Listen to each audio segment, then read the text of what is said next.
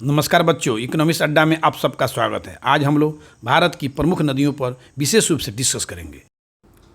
पहला क्वेश्चन है, निम्नलिखित नदियों में से कौन हिमालय पार की नदियां हैं? सतलज, सिंधु, गंगा। ब्रह्मपुत्र, सिंधु, सतलज। ब्रह्मपुत्र, सिंधु, गंगा। ब्रह्मपुत्र, सतलज, गंगा। तो हिमालय पार की नदियां हैं ब्रह्मपुत्र, सिंधु और सतलज। एक्सप्लेनेशन देखते हैं। ब्रह्मपुत्र, सिंधु और सतलज नदियाँ ये हिमालय पार की नदियाँ हैं। ब्रह्मपुत्र नदी तिब्बत के मानसरोवर झील के समीप स्थित चेमांग चुंग डुंग ग्लेशियर से निकलती है। सतलज नदी तिब्बत के राकसताल नामक झील से निकलती है। सिंधु नदी तिब्बत के मानसरोवर झील के पास स्थित सिनकाबा ग्लेशियर से निकलती है। दूसरा क्वेश्चन है, निम्नलिखित नदियों में से लंबाई का सही आरोही क्रम कौन सा है? ब्रह्मपुत्र, गंगा, गोदावरी, नर्मदा। गंगा, गोदावरी, ब्रह्मपुत्र, नर्मदा। ब्रह्मपुत्र, नर्मदा, गोदावरी, गंगा। गंगा, ब्रह्मपुत्र, गोदावरी, नर्मदा। तो निम्नलिखित नदियों में से लंबाई का सही आरोही क्रम किसका है? ये है ब्रह्मपुत्र, गंगा, गोदावरी और नर्मदा। अगर भारत की नदी कहता तो सबसे बड़ा नदी होता गंगा, लेकिन कह रहा है सिर्फ नदी कह रहा है, तो सबसे बड़ा नदी कौन है? तो 2900 किलोमीटर ये है, 2500 किलोमीटर गंगा है, ये है 1465 किलोमीटर गोदावरी है, नर्मदा 1312 किलोमीटर है। तो ये हुआ सबसे बड़ा नदी। एक्सप्लेनेशन देखते हैं।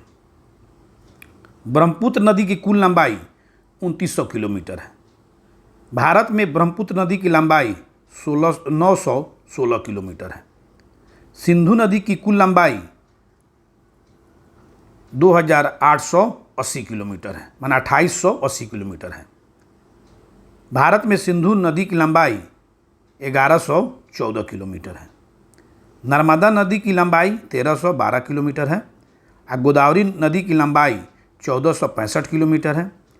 गंगा की कुल लंबाई 2525 किलोमीटर है।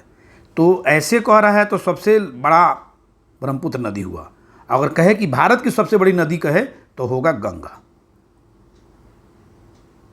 तीसरा नंबर क्वेश्चन है, भारत की सबसे लंबी नदी कौन सी है? कावेरी नदी, गंगा, गोदावरी, ब्रह्मपुत्र। तो भारत की सबसे लंबी नदी गंगा है। एक्सप्लेनेशन देखते हैं। भारत की सबसे लंबी नदी गंगा है। यह 2525 किलोमीटर है। गंगा की लंबाई 2525 किलोमीटर है। गंगा भारत में 5 राज्यों से होकर बहती है: उत्तराखंड, उत्तर प्रदेश, बिहार, झारखंड और पश्चिम बंगाल। गोदावरी नदी भारत की दूसरी सबसे बड़ी नदी है और यह दक्षिण भारत की सबसे बड़ी नदी है। गंगा के बाद गोदावरी दूसरी बड़ी नदी है और दक्षिण भारत की सबसे बड़ी नदी गोदावरी नदी है। इसकी लंबाई है 1465 किलोमीटर। ब्रह्मपुत्र नदी की लंबाई भारत में 916 किलोमीटर है। कावेरी नदी की लंबाई 805 किलोमीटर है। कावेरी नदी को दक्षिण की गंगा कहा जाता है। कावेरी नदी को दक्षिण की गंगा कहा जाता है। 4 नंबर क्वेश्चन है, किस नदी को बांग्लादेश में पद्मा के नाम से जाना जाता है? झेलम नदी, गंगा नदी, ब्रह्मपुत्र नदी, सिंधु नदी। तो गंगा नदी को बांग्लादेश में पद्मा के नाम से जाना जाता है। गंगा नदी को बांग्लादेश में पद्मा के नाम से जाना जाता है। ब्रह्मपुत्र नदी को बांग्लादेश में जमुना के नाम से जाना जाता है।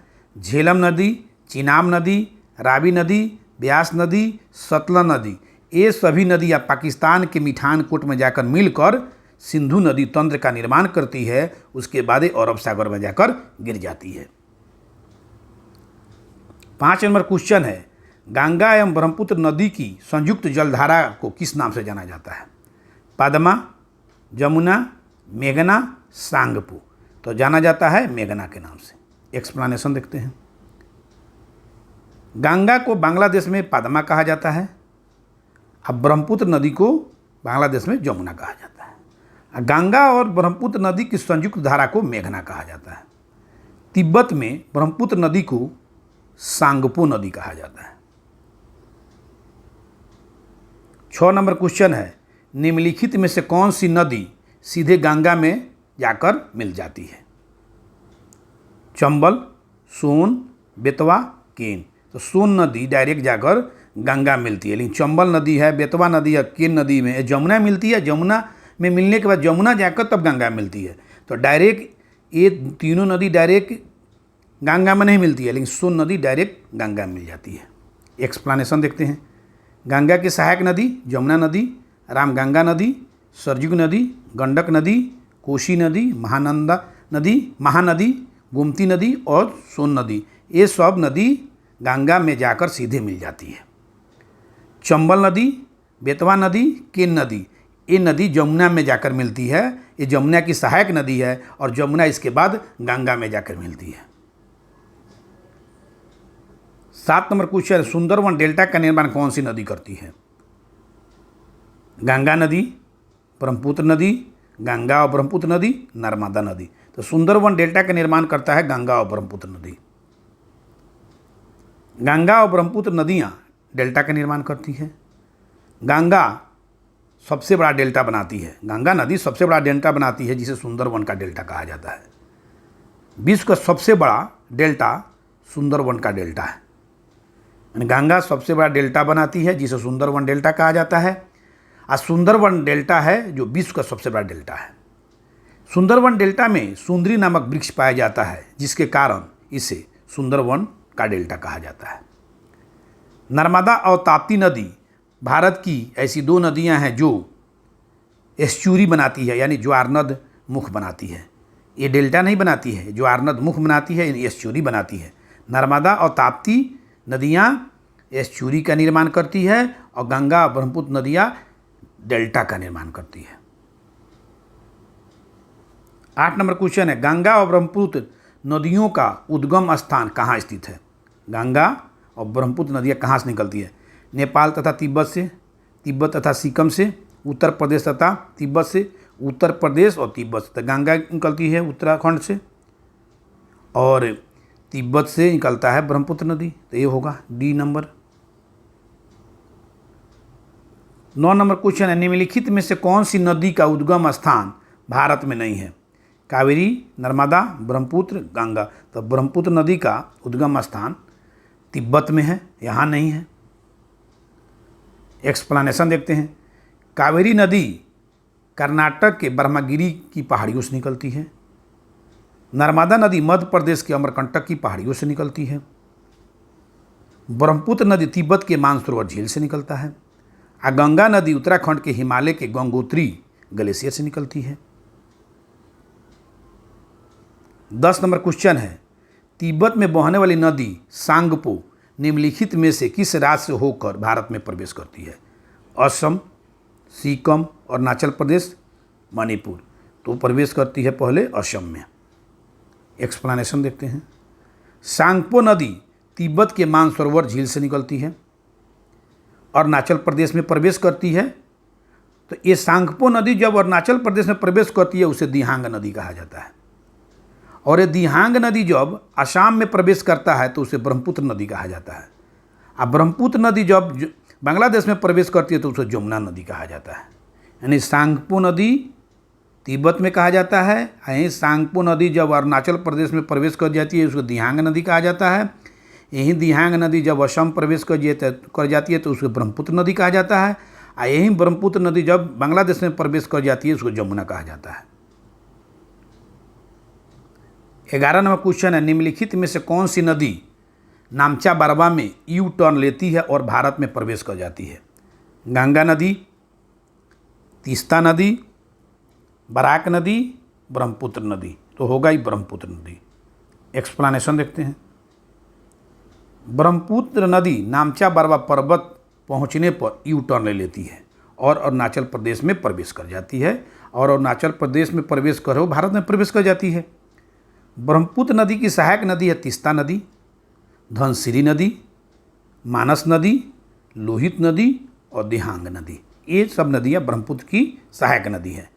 तीस्ता नदी जल समझौता भारत और बांग्लादेश के बीच में हुआ है 1983 में। और सिंधु जल समझौता भारत और पाकिस्तान के बीच में है जो हुआ है 1960 में। 12 नंबर क्वेश्चन है, तिब्बत में मानसरोवर झील के पास किस नदी का उद्गम स्रोत है? सिंधु नदी, सतलज नदी, ब्रह्मपुत्र नदी, इनमें से सभी।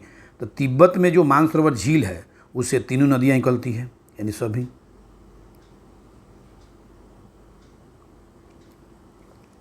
13 नंबर क्वेश्चन है, विश्व का सबसे बड़ा नदी द्वीप माजुली का निर्माण करने वाली नदी कौन सी है?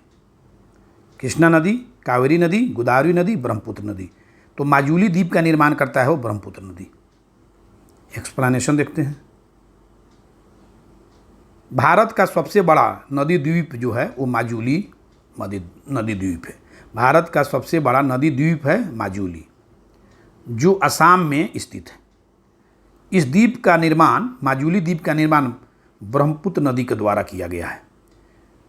माजुली द्वीप को असम की सांस्कृतिक राजधानी भी कहा जाता है। कृष्णा नदी के तट पर विजयवाड़ा शहर स्थित है और गोदावरी नदी के तट पर नासिक और औरंगाबाद शहर स्थित है। मूसी नदी के तट पर हैदराबाद शहर स्थित है। 14 नंबर क्वेश्चन है, निम्नलिखित में से कौन सी नदी पश्चिम की ओर बहती है? माने पश्चिम की ओर बहने वाली नदी कौन सी है? माने पश्चिम की ओर प्रवाहित होने वाली नदी कौन सी है? गोदावरी नदी, कावेरी नदी, कृष्णा नदी, नर्मदा नदी। तो पश्चिम की ओर प्रवाहित होने वाला नदी है नर्मदा नदी। एक क्वेश्चन से 10 क्वेश्चन बना रहे हैं, तो इसमें 25 क्वेश्चन है, तो कम से कम 250 से 200 क्वेश्चन इसमें बनेगा, 300 क्वेश्चन बनेगा। नदी से आपको एक भी क्वेश्चन छूटने वाला नहीं है। नर्मदा नदी, ताप्ती नदी, माही नदी, साबरमती नदी, मांडवी नदी, ये सब नदी पश्चिम की ओर बहने वाली नदी है और ये सभी नदी पश्चिम की ओर बहते हुए अरब सागर में जाकर मिल जाती है। गोदावरी नदी, कृष्णा नदी, कावेरी नदी, महानदी, दामोदर नदी, गंगा नदी, ये सब नदियाँ पूर्व की ओर बहने वाली नदियाँ हैं और ये सभी नदियाँ बंगाल की खाड़ी में जाकर गिर जाती है। 15 नंबर क्वेश्चन है, किसे बिहार का शोक कहा जाता है? नर्मदा नदी को, महानदी को, चंबल नदी को, कोसी नदी को। तो बिहार का शोक कहा जाता है कोसी नदी को। 16 नंबर क्वेश्चन है, गंगा नदी के 2 प्रमुख स्रोत क्या है? गंगा नदी के 2 प्रमुख स्रोत क्या है? भागीरथी नदी, अलकनंदा नदी। भागीरथी नदी, यमुना नदी। भागीरथी नदी, नर्मदा नदी, अलकनंदा नदी, गंडक नदी। तो गंगा का मुख्य स्रोत है भागीरथी नदी और अलकनंदा नदी। ये दोनों नदियों के संयुक्त धारा को ही गंगा कहा जाता है। 17 नंबर क्वेश्चन है, निम्नलिखित नदियों में से कौन एक विनाशक नदी कहलाती है? नर्मदा, ताप्ती, कोसी, गंडक। तो विनाशक नदी कौन कहलाती है? कोसी नदी। 18 नंबर क्वेश्चन है, निम्नलिखित में से कौन नदी बंगाल का शोक कहलाती है? शिव नदी, गंडक नदी, हुगली नदी, दामोदर नदी। तो बंगाल का शोक है दामोदर नदी। एक्सप्लेनेशन देखते हैं। दामोदर नदी को बंगाल का शोक कहा जाता है। दामोदर नदी छोटा नागपुर पठार से निकलती है। कोसी नदी को बिहार का शोक कहा जाता है। कोसी नदी हिमालय के गोसाई थान चोटी से निकलता है। कोसी नदी हिमालय के गोसाई थान चोटी से निकलती है। कोसी नदी बिहार के कटिहार जिला में जाकर गंगा में मिल जाती है।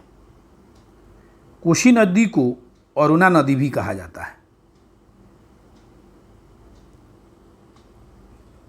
19 नंबर क्वेश्चन है, वे 2 प्रमुख नदियाँ कौन सी है जो अमरकंटक की पहाड़ियों से निकलती है परंतु अलग अलग दिशाओं में बहती है? चंबल नदी, बेतवा। चंबल, सोन, नर्मदा, सोन, नर्मदा, बेतवा। तो ये है नर्मदा नदी और सोन नदी दोनों अमरकंटक की पहाड़ी से निकलती है लेकिन अलग अलग दिशाओं में प्रवाहित हो जाती है। ये निकलती है तो ये अरब सागर में जाकर गिर जाती है। ये सोन नदी है जो पटना में आकर मिल जाती है गंगा में और गंगा के द्वारा वो जाके बंगाल की खाड़ी में जाकर गिर जाती है। 20 नंबर क्वेश्चन है, ताबा नदी किसकी सहायक नदी है? नर्मदा नदी, ताप्ती नदी, महानदी, गोदावरी नदी। तो तावा नदी है नर्मदा की सहायक नदी। 21 नंबर क्वेश्चन है, निम्नलिखित में से कौन सी नदी प्रारंभ में अरुणा नदी के नाम से जानी जाती है? सोन नदी, कोसी नदी, चंबल नदी, यमुना नदी। कोसी नदी। 22 नंबर क्वेश्चन है, निम्नलिखित में से किस नदी को उड़ीसा का शोक कहा जाता है? महानदी, ब्राह्मणी नदी, वैतरणी नदी और दामोदर नदी। तो उड़ीसा का शोक कहा जाता है महानदी को। 23 नंबर क्वेश्चन है, इंदौर के समीप स्थित जानापाव पहाड़ी से किस नदी का उद्गम स्रोत है?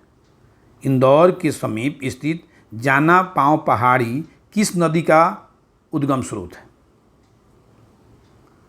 ताप्ती नदी का, चंबल नदी का, महानदी का, माही नदी का, महानदी का। वो है आपका चंबल नदी का। चंबल नदी जानापाव पहाड़ी से निकलती है। एक्सप्लेनेशन देखते हैं। चंबल नदी मध्य प्रदेश के जानापाव पहाड़ी से निकलती है। ताप्ती नदी मध्य प्रदेश के बैतूल जिला के मुल्ताई की पहाड़ियों से निकलती है। माही नदी मध्य प्रदेश के विंध्याचल पर्वत श्रेणियों से निकलती है।